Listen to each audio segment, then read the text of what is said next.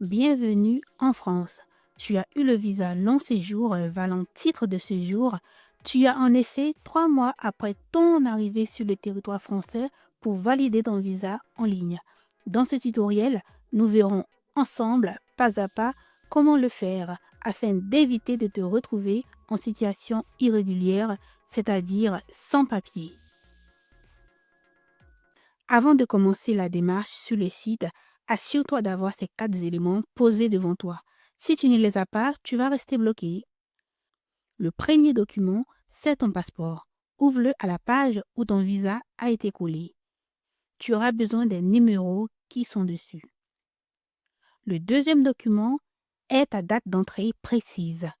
C'est là qu'il y a un piège. Regarde bien les tampons dans ton passeport. Tu ne dois pas prendre la date de ton départ du pays, mais bien la date où tu as atterri ici. Attention, c'est le tampon qui a été mis à ton premier point d'arrivée. Si tu as atterri directement en France, c'est le tampon français, mais si tu as fait une escale, par exemple à Bruxelles ou à Francfort, c'est ce tampon européen qui compte. Troisième document, ton adresse en France. Que tu sois hébergé par un ami, une connaissance ou un parent, tu auras besoin d'une attestation d'hébergement venant de leur part. Mais si tu es en location, tu auras juste à prendre ton contrat de bail. Et pour terminer, le quatrième document, ta carte bancaire pour payer la taxe de 50 euros. Si tu n'as pas de carte, tu peux acheter un timbre fiscal en espèces dans un bureau de tabac dans le commerce avant de commencer. Tout se passe sur le site administrationétrangerinfrance.intérieur.gouv.fr. Je remets le lien en description afin que vous puissiez accéder au site. Du coup, là, c'est la plateforme, comme vous pouvez le voir. La première étape consiste à cliquer sur « Je valide mon VLSTS ». Voici la fenêtre qui apparaît. Ici, intégrez votre numéro de visa. Le numéro de visa, comme il est mentionné en dessous, affiché en haut à droite du visa. Vous avez le numéro de votre visa qui sera votre numéro étranger en France. Donc, vous mettez votre numéro étranger au numéro de visa et vous confirmez mon numéro de visa. Après la première phase où vous avez inséré votre numéro de visa, voici la page qui s'affiche ensuite. Ici, on nous fait comprendre que la validation se fait en 6 étapes. Et il faut avoir, comme je vous avais déjà dit au départ, les éléments comme le passeport et une carte bancaire pour la validation du visa. Et qu'à la fin, vous recevez votre identifiant de connexion. Alors, on y va, on clique sur « Je commence ». Ici, nous sommes dans la première partie qui s'appelle « Visa ».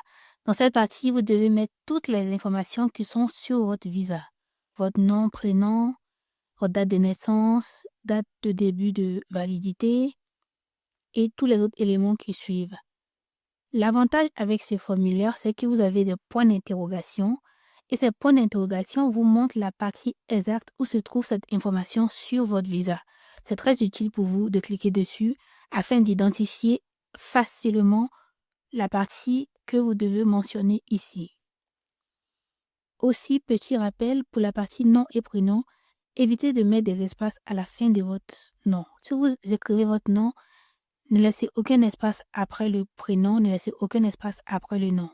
Sinon, vous ne pourrez pas passer à l'étape suivante. Là, vous choisissez le motif de votre visa, visa étudiant. Vous choisissez ensuite la référence réglementaire. Pour nous, ça sera, puisque c'est un visa long séjour, le premier. Donc, même si vous ne retrouvez pas cela dans votre visa, ce n'est pas grave, choisissez toujours le premier avec 6 degrés à la fin. Avant de passer à l'étape suivante, n'oubliez pas de vérifier toutes les informations. Ici, vous allez choisir votre situation familiale. Vous allez mettre votre numéro de téléphone français et aussi votre adresse électronique. Assurez-vous de mettre un email valide, car ensuite vous devriez cliquer sur envoyer un code de vérification. Il faudrait donc que cette adresse email soit accessible. Comme je vous disais, ici on vous demande de mettre le code de vérification que vous avez reçu par mail. Vous avez juste à recopier le code reçu par mail dans l'espace code de vérification et ensuite cliquez sur valider le code. Si le code de vérification validé est correct, la partie 3, entrée en France, apparaît. Dans cette partie, comme je vous l'avais dit en début de vidéo, quand vous avez quitté votre pays d'origine et que vous êtes arrivé en France pour la première fois avec votre visa long séjour, vous êtes passé par la douane. Cette douane a vérifié votre passeport et votre visa et a tamponné à l'intérieur votre date d'entrée. C'est uniquement cette date d'entrée que vous devez recopier dans cette partie date d'entrée en France. La partie adresse. Si vous vivez chez un parent, un ami ou une connaissance, vous avez sûrement reçu une attestation d'hébergement. Vous avez juste à prendre cette attestation d'hébergement et recopier l'adresse qui y figure. Si ce n'est pas le cas, vous avez donc un contrat de location. Prenez votre contrat de location et recopiez l'adresse qui s'y trouve. Cette partie est la plus simple à remplir. Nous sommes maintenant à l'étape 4, récapitulatif. Ici, vous devez vérifier attentivement tout ce que vous avez saisi comme information avant de partir à l'étape 5, l'étape de paiement. Si une information est erronée, vous pouvez cliquer sur le bouton précédent. On continue à l'étape de paiement, l'étape 5. Ici, il va falloir copier le numéro de votre timbre fiscal.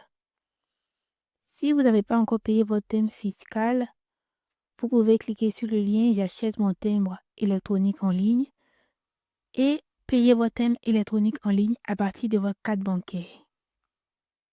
Une fois que vous avez le numéro du timbre fiscal, vous le copiez, donc c'est 4 chiffres par case, et vous cliquez sur «Suivant» pour valider.